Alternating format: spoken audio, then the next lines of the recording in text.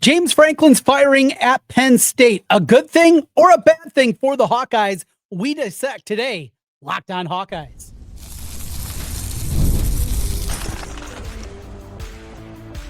You are Locked On Hawkeyes, your daily podcast on the Iowa Hawkeyes. Part of the Locked On Podcast Network, your team every day. Hey, welcome in. I'm Trent Condon, and this is the Locked On Hawkeyes podcast.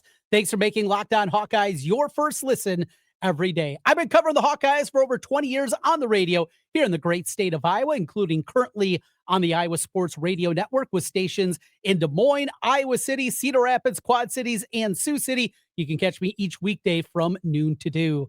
Today's episode is brought to you by Game Time. Download the Game Time app, create an account, and use code LOCKEDONCollege for $20 off your first purchase. Today, we're going to talk a little hoops, a look at the basketball press conference on the women's side. I will be in Iowa City tomorrow on the men's side of things, doing my radio show over there and getting you hopefully a bunch of great interviews from the men's basketball team. We'll talk a little bit about that. Eliot Clough is going to join us. He was on hand earlier today in Iowa City for the players' press conferences and an opportunity to hear from Mark Gronowski and a whole lot more. We will dig into that with Eliot Clough coming up here. But we begin today with Kirk Ferentz's press conference and a question that's been lingering on my mind ever since we found out, whatever it was, late Sunday morning, early in the afternoon, that James Franklin has been fired at Penn State. Because in the grand scheme of things, the only thing that matters is for us, right?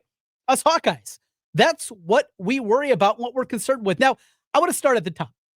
James Franklin, to me, is one of the more unlikable figures that we've had in the Big Ten. The whining that he had after they made their way to Kinnick Stadium back in 2021 and the crowd booing their injured players after it felt like many times they might not have been exactly injured. There were guys that were, and that could be looked at as a bad look. But overall, the whining, the complaining, it continued into the next week. James Franklin, not my kind of guy. There's been a lot there. But that aside, more than anything, I wanted to see James Franklin with his tail between his legs have to waddle his way to Iowa City and get handed another loss. And we are deprived of that opportunity to see Penn State potentially lose 4 in a row with Franklin at the helm, because he's not going to be here, as we know. But the big question about this, of course, is this a good thing or a bad thing for Iowa? And I look at it like this. Certainly, this is a rudderless ship. And if this would have been a week right after the firing of Franklin, if we would have heard a bunch of players get ready to enter the portal, we're going to be shutting it down for the season, those kind of things. If that was going to be the case, then I think we'd be having a different conversation about this today. But that is not the case. And we have heard very little of that from the Penn State side of things. There has been a little bit of talk about potentially some flips. I saw a recruiting decommitment that happened, one of their bigger prospects there. But overall, that is what this situation warrants. This is what we look at this point in time, is there's not a whole lot of that. It's not a whole lot of that, all right, season over, we're shutting it down. The other component is this is still a staff that is tremendously well respected. Now, Kirk Ferentz was asked earlier today about Andy Koltenecki, and though he didn't have a great background with him or anything like that, talked about him going to Kansas, what he was able to do there with Lance Leipold and that staff, and what a great job that they've done. Well-respected offensive coordinator.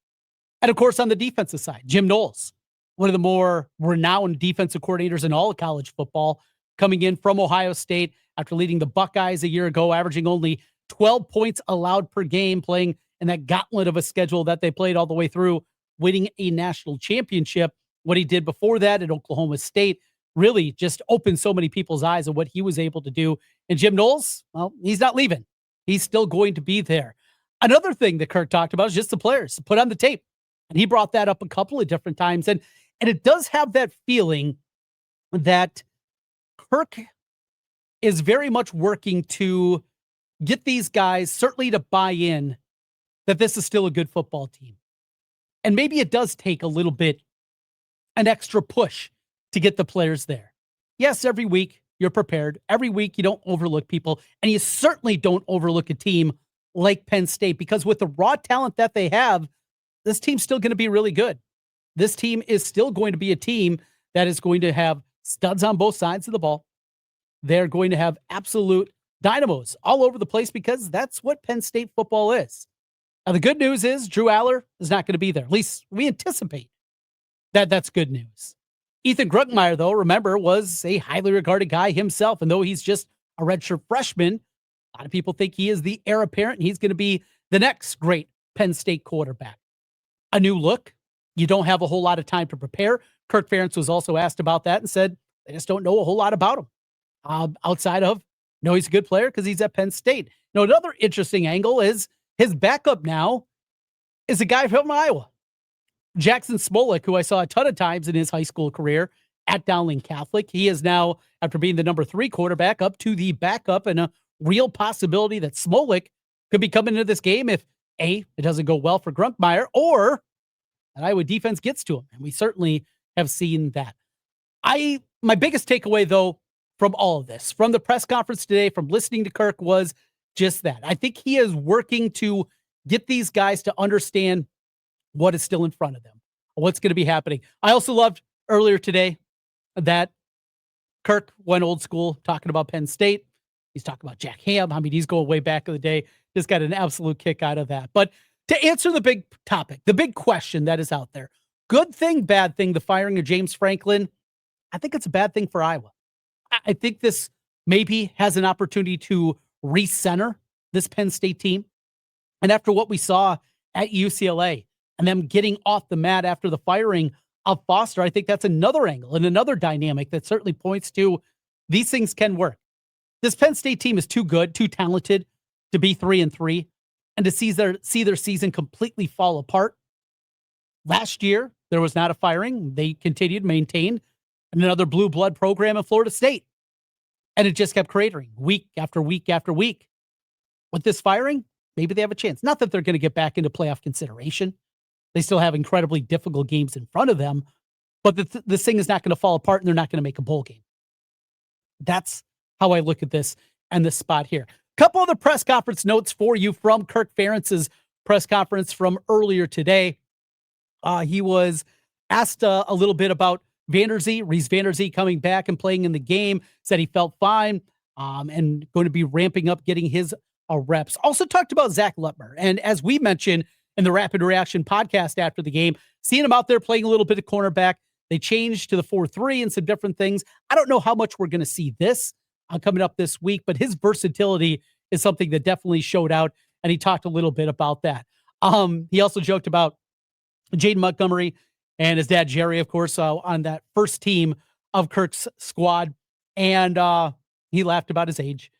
But the other component, he talked about how smart he was. Also threw a little bit of dig at Jerry when he was doing it. However, with Montgomery, what a good job. It felt like he was able to diagnose things even quicker than what we saw at Harrell. And now it's a step up in competition. I mean, you're going definitely to the deep end of the pool now of what I was going to be facing at the running back spot. 2 outstanding running backs. They're going to be great. Speaking of players, Devontae Ross came up, the Troy wide receiver. Remember him from a year ago. Kirk joked about that. Kirk had a little bit of an edge to him today, but that also points to this game. As Kirk was bringing up guys from the 1970s and talking about Jack Ham and a bunch of other old guys, he's a Pennsylvania guy. And this is the program. This is a program, I believe he said before he wanted to play for it. He wasn't good enough to do it, so he had to go to UConn. Kirk Ferentz, this is a game that is circled every single time. And it doesn't matter if it's James Franklin or Joe Paterno or Bill O'Brien or whoever the next coach is. This is a game that matters to Kirk Ferentz. And we've seen that. We've seen undermanned Iowa teams play incredibly well against Penn State. Yeah, there's been some clunkers. But overall, this is a time where it feels like Kirk Ferentz is at his best. And the team feels like they peak to this game. And after we've seen the ascension from this team the last couple of weeks and maybe starting to zero in to be completely the team that we thought we were going to see throughout the course of this season in the early going, the opportunity is there. Let's get a win, smooth the record to 5-2, and see what's in front of the Hawkeyes, but have to find a way to beat, again, a very talented team, as Kirk told us today. We continue. We talked about Kirk's press conference. Let's talk about the players. Player availability from earlier today. Eliot Clough was there for HawkeyeInsider.com. He joins us next to look at Mark Gronowski, what Gronowski said about his health as he returned to the field last week against Wisconsin. We'll talk about that and more with Eliot when we come back. Locked On Hawkeyes. The holidays are going to be here before you know it, which is exciting, but getting your home ready for guests and celebrations can feel like a lot. Maybe you serve where needs a refresh, or the guest room could use some new bedding. Wayfair has everything you need to get your home holiday ready. From Christmas trees and wreaths to bedding, cookware, and outdoor inflatables, it's your one-stop shop for every room in the house. Wayfair makes it easy to personalize your home for the holidays with a huge selection of every style and budget. And with free and easy delivery, even on the big stuff, you can get everything you need without the hassle of huge delivery fees. I got some great decor for our basement. Absolutely love it. Wayfair had everything we want, and I love hassle-free, keep it away from those delivery fees because we know how expensive that can be. It's easy to find something for your home, fast and free with the delivery. And instead of stressing about getting the house ready for the holidays, actually enjoy it with your friends and family. Get organized, refreshed, and ready for the holidays for way less. Head to wayfair.com right now to shop all things home. That's Wayfair, WAYFAIR.com. Wayfair, every style, every home. Today's episode is also brought to you by FanDuel Sportsbook. The NFL season rolls on, and FanDuel has an offer you don't want to miss. Right now, new customers can bet just $5 and get $300 in bonus bets if you win. That's right. Pick a bet, put down $5, and if it hits, you'll unlock $300 in bonus bets to use across the app. The FanDuel app is great to use. It is simple to navigate. You can find anything. Maybe you're looking to bet some Major League Baseball as the playoffs roll on, Brewers, Dodgers, and on the other side, the Mariners facing off against the Blue Jays. You can jump into that. Week 7 of the NFL, it is here as we get ready for Thursday Night Football. How about my Bears getting a big win? You can put together a same-game parlay, bet futures, and everything else you could imagine, all on the FanDuel app. Whether you're a casual fan or love diving into the stats, FanDuel makes the game day experience so much better. What are you waiting for? Visit FanDuel.com to download the FanDuel app today and get started. That's FanDuel.com. Off to Iowa City we go. Eliot Clough's had a busy day. It's Eliot, Trent, and Ken, as always. We appreciate what you do for us. Thank you very much for that. I guess where I want to start is it's hard to avoid the quarterback position, right? When it comes to any football program. Mark Gronowski was okay, didn't wow you, but it was good to see him out on the field. Still wonder if he's going to be able to scramble if necessary. Saw him do it a couple of times, but far be it anywhere close, seemingly to 100%. And then here comes Heklinski off the bench, not Brown. It was Heklinski. Am I saying Heklinski? There we go. That came in relief. So let's start there with the quarterbacks. Any conversation around the quarterback position today? Yeah, so we got to talk to Mark. Nothing super groundbreaking so much as him telling us that he's, still working to get back healthy, but he said he feels good today. And, like I said, nothing groundbreaking, but talked a little bit about his play against Wisconsin. Like you said, we could tell, everybody could tell that he wasn't 100%, but like you said, he's still working to get back. Talked a little bit about that interception he threw. Trying to think, the run game being as good as it was, and so he's I agree with you. He's not 100%. We could all tell that. He didn't necessarily give us a percent as to what he's at, but clearly still working on rehabbing that knee. Speaking of that rehab, there were a few times, and maybe my biggest takeaway was he'd be rolling and just kind of stumble. Nobody around him. That happened 3 different times during the course of the game. Do we know, has he said, is this something that they anticipate going to get better throughout the course of the year? Or is this kind of who he is? And this is going to be the kind of quarterback and mobility-wise who he's going to be the rest of the year? Yeah, that's a great question, Trent. We haven't heard him say that specifically, but reading between the lines, I more or less think that's what's going to happen the rest of the year, because you can only do so much to fully heal up when you're getting hit by 300-pound defensive linemen. And it is presumably sort of a structural thing going on in his knee. We haven't been given full details, haven't heard quite what it is behind the scenes, but Obviously not an ACL, because if it was a full-on ACL tear, we'd be having a different conversation right now. Sure. But based on what we know, I would imagine we're going to see, and it might progressively get better. But what I can tell you right now that I know is that 2 weeks was in that bye week came at a perfect time.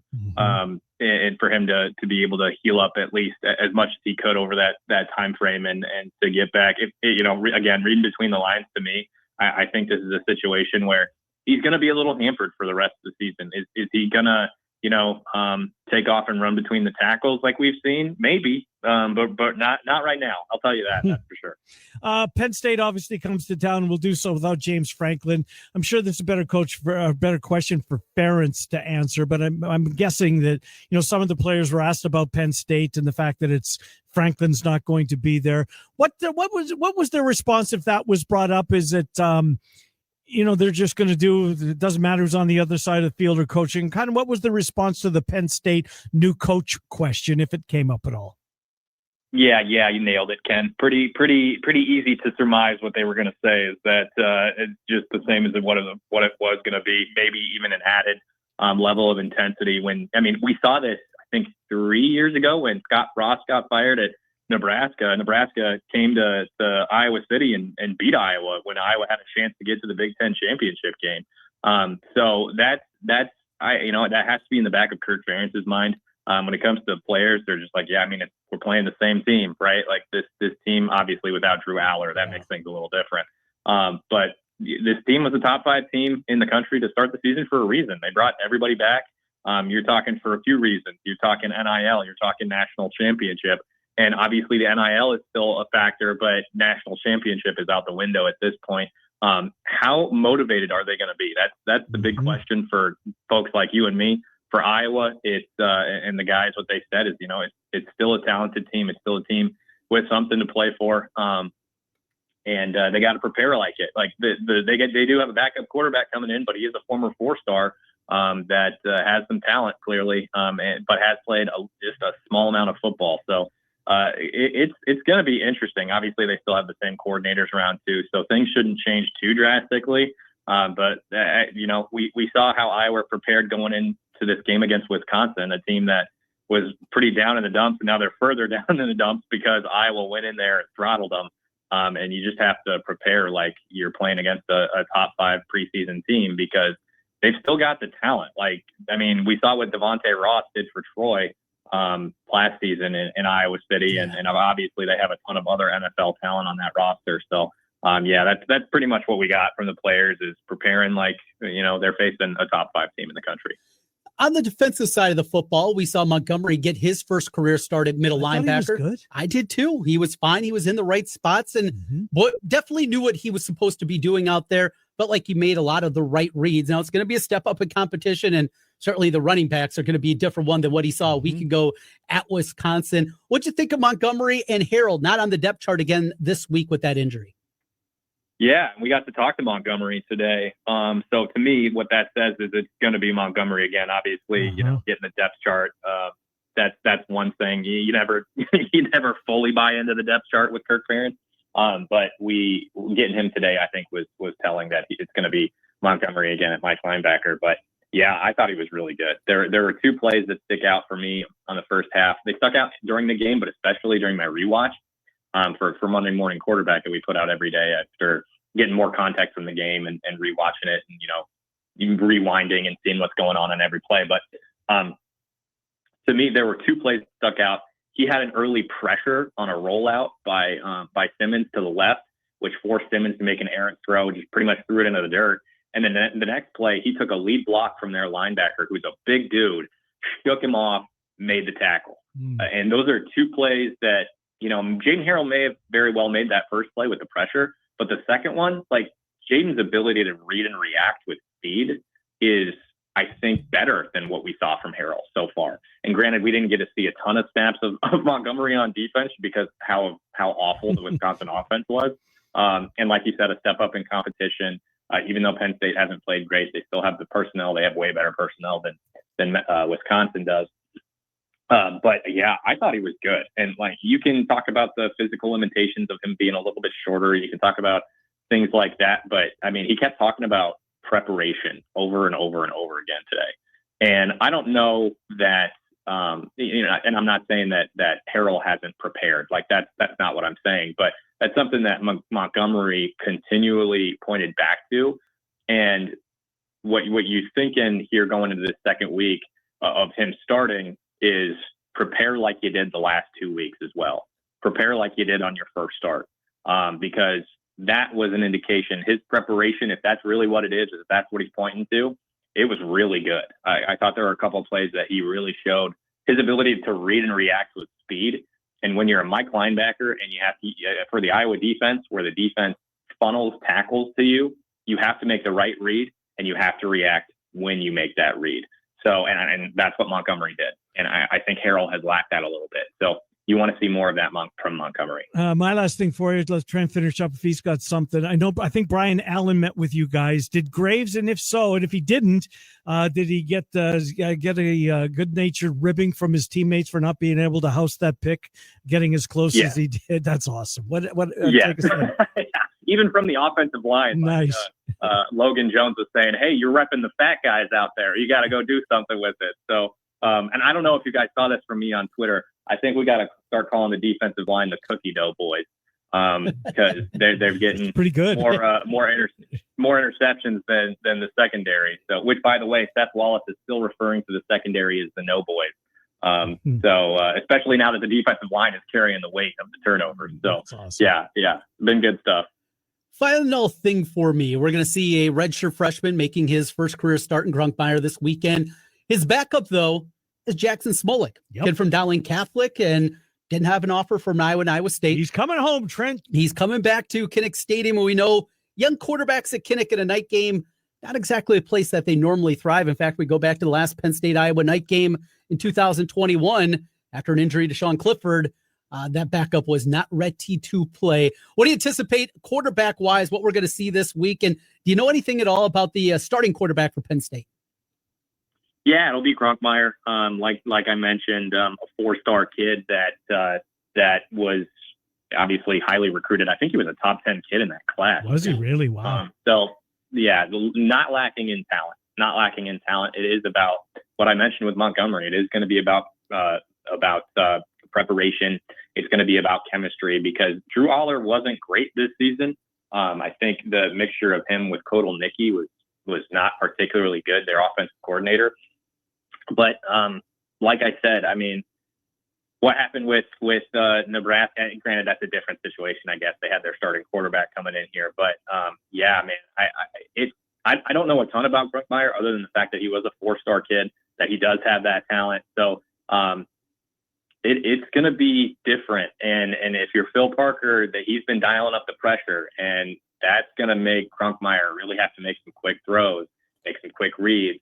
And if you're Iowa, and especially the secondary, you're probably licking your chops right now, thinking about turnovers and forcing those turnovers, and maybe getting another blowout win against Big Ten competition, which definitely doesn't hurt. I mean, this team has gotten better week to week, you guys. Like those 2 losses are tough.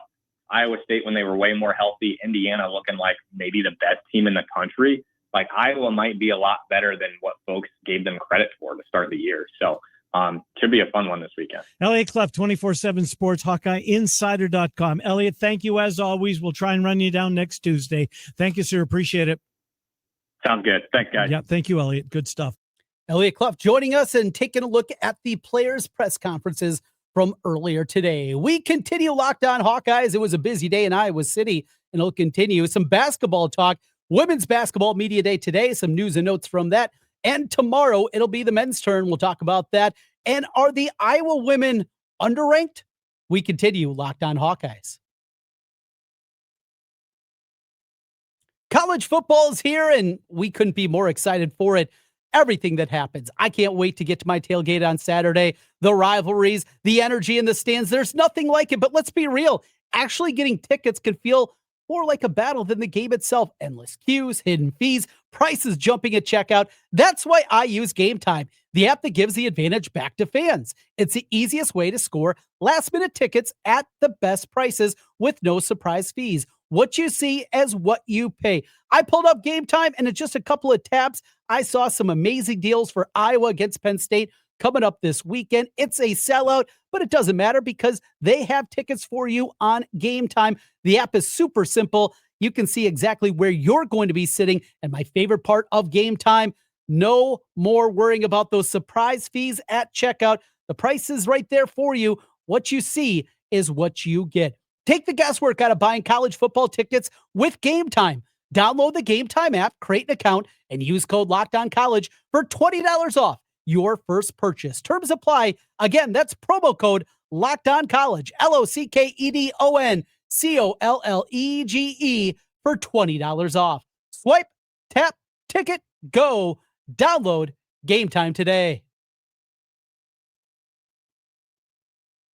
Trent Condon back with you one final time here on the Locked On Hawkeyes podcast. Thanks for being with us and making Locked On Hawkeyes your first listen every day. And a thank you, as always, to our everyday listeners, those everydayers out there each and every day, giving us a click, giving us a download. You are what makes this possible each and every day, your dedication to the podcast. And a big thank you to all of you. Iowa, preseason number 21 in the women's basketball poll. The Iowa men also receiving votes in the AP, and we'll talk about them a little bit later on. But on the women's side, press conference today, hearing from Jan Jensen. And Jan, as we've talked about so many times, just so personable, so great to listen to. You know, it's not just cliches, always so thoughtful in her responses and wants to give you a true representation of what she's thinking, what's happening with the program. She does just a great job of that. One thing, though, as you look at that preseason poll, coming at number 21, UConn's at the top. Iowa State is in the top 15. As I think this team, you know, a year ago, it took a while for Lucy Olson really to get going. They had that downturn in the middle of conference play, the 5-game losing streak, and then pulled themselves out of it. I do think this year's team, I think one of the big takeaways from today was this team is going to be young. 9 of the 14 players are either freshmen or sophomores. They're going to be young, very inexperienced, and all of them are going to be playing different kind of roles this season than they ever have in their careers. But the other component that I take away is I think the upside of this team is a whole lot higher.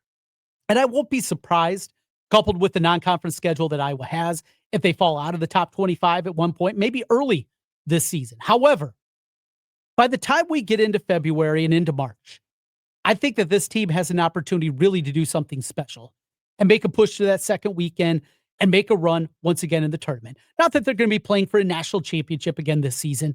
I think those are expectations that are pretty outlandish at this point. But getting that second weekend, crazy things can happen. Maybe a bracket opens up for you. That is the kind of upside I see. You look at the transfers, going out and getting Rodriguez, and her size coupled with her skill set, and she's got great basketball in front of her.